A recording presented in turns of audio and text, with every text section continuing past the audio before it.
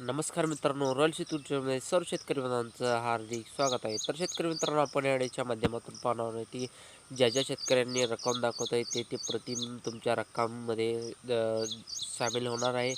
तर 2 दिवसामध्ये हा पीक तुमच्या खात्यामध्ये येणार आहे. तुमच्या आधार लिंक बँक खात्यामध्ये येणार आहे. तर तुमचं बँक आधार लिंक बँक असलं तर अत्यंत महत्त्वाचं आहे. तर तुमचं आधारला बँक खातं लिंक नसेल तर तुम्हाला या तुमच्या खात्यामध्ये मिळणार नाही. तर कोणकोणत्या जिल्ह्याच्या कॅल्क्युलेशन झालेलं आहे, कोणकोणत्या जिल्ह्यामध्ये कोण येणाऱ्या 2-3 दिवसामध्ये वाटप होणाऱ्या संदर्भात संपूर्ण डिटेलमध्ये आपण प्रयत्न करूया. तर मित्रांनो, व्हिडिओच्या अगोदर पाहायला गेलं तर आपण उडीद असेल, ज्वारी असेल, बाजरी असेल, मक्का असेल किंवा धान असेल किंवा सोयाबीन असेल किंवा गहू असेल, तर या सोयाबीनचा पूर्ण झालेला आहे कॅल्क्युलेशन शक्यतो झालेला आहे. तर आपण पाहायला गेलं तर आतापर्यंत जे काही दिसत आहे की ही शेतकरी बांधवांच्या खात्यामध्ये येणार आहे. तर बऱ्याच साऱ्या शेतकऱ्यांना हेक्टरी 17,500 रुपयेपेक्षा जास्त कॅल्क्युलेशन करण्यात आलेलं आहे, दाखवत आहे. तर याच्या राज्याचे मुख्यमंत्री देवेंद्र फडणवीस यांच्या माध्यमातून आपण सांगत आलेले होते की किमान 17,500पर्यंत हेक्टरी खरीप हंगाम 2025चा पीक विमा शेतकरी बांधवांच्या खात्यामध्ये मिळणार. तर या प्रकारे मध्ये जे हेक्टरी 17,500 रुपये जे काही कमी 34% शेतकरी बांधवांच्या खात्यामध्ये जमा होणार. ज्या शेतकऱ्यांना येणार आहे की आपण जर पाहायला गेलं तर जवळपास इतर पिकाचं कॅल्क्युलेशन झालेलं आहे, फक्त 2 पिकांचं झालेलं नाही.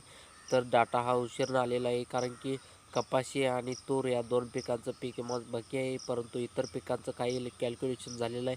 त्याच्यामध्ये सोयाबीन असेल, मूग तुरी बाजरी असेल किंवा सर्व पिकाचं पीक विमा जे काही हा पीक विमा आहे, तर ते पीक विमा हिंगोलीमध्ये वाटप होणार आहे. सोयाबीन पिकासाठी वाटप होणार, धाराशिवमध्ये होणार आहे. तर वाटप होणार परभणीमध्ये असेल, सोयाबीनसाठी होणार. सोलापूरमध्ये बाजरी आणि सोयाबीनसाठी कॅल्क्युलेशन झालेलं आहे. येणाऱ्या 2 दिवसामध्ये शेतकरी बांधवांच्या खात्यामध्ये वाटप होणार. तर अहिल्यानगर जिल्ह्यामध्ये वाटप होणार आहे. तर त्यानंतर कॅल्क्युलेशन करण्यात आलेलं आहे की शेतकऱ्यांना जे काही दिसत नाही आहे, तर त्या शेतकऱ्यांना विदर्भामध्ये आपण जर पाहायला गेलं तर यवतमाळ असेल, अकोला असेल, वाशिम असेल किंवा अमरावती असेल, तर या सर्व इतर 5ही जिल्ह्यामध्ये 50% पीक किंवा 60पेक्षा जास्त नुकसान आहे.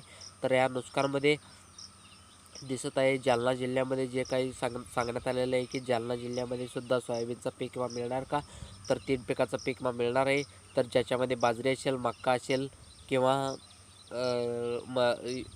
या समावेश आहे. तर परभणीमध्ये मक्का सोयाबीन आणि बीडमध्ये सोयाबीन आणि या पिकाचा पीक विमा भेटणार आहे. तर आपण जर पाहायला गेलं तर आतापर्यंत कॅल्क्युलेशन पूर्ण झालेलं आहे. आपण जर पाहायला गेलं तर आतापर्यंत जे काही कोल्हापूर, गोंदिया, त्यानंतर ठाणे, नागपूर आणि रायगडमध्ये सुद्धा तुमचं पीक विमा मिळणार आहे. तर त्यानंतर पालघरमध्ये सुद्धा पण काम चालू आहे. तर वर्धा या 3 जिल्ह्यामध्ये सोयाबीनचा पिकाचा मिळणार आहे. तर सांगली आणि धुळे, नंदुरबार, नागपूर, तर चंद्रपूरमध्ये सोयाबीनचा पीक विमा मिळणार आहे. तर आपण जर काही जिल्ह्यामध्ये बघूया की वाशिम आणि इतर जिल्ह्यामध्ये उडीद याच्या पिकामध्ये पीक मिळणार आहे. तर वाशिम या बीडमध्ये या मिळणार आहे. तर उडदासाठी. तर त्यानंतर नाशिक असेल, धुळे असेल, नंदुरबार, सातारा, सांगली, कोल्हापूर, तर या सोयाबीनचा पीक विमा येण्याची फार शक्यता कमी आहे. अशा प्रकारचे वास्तव मिळणार आहे.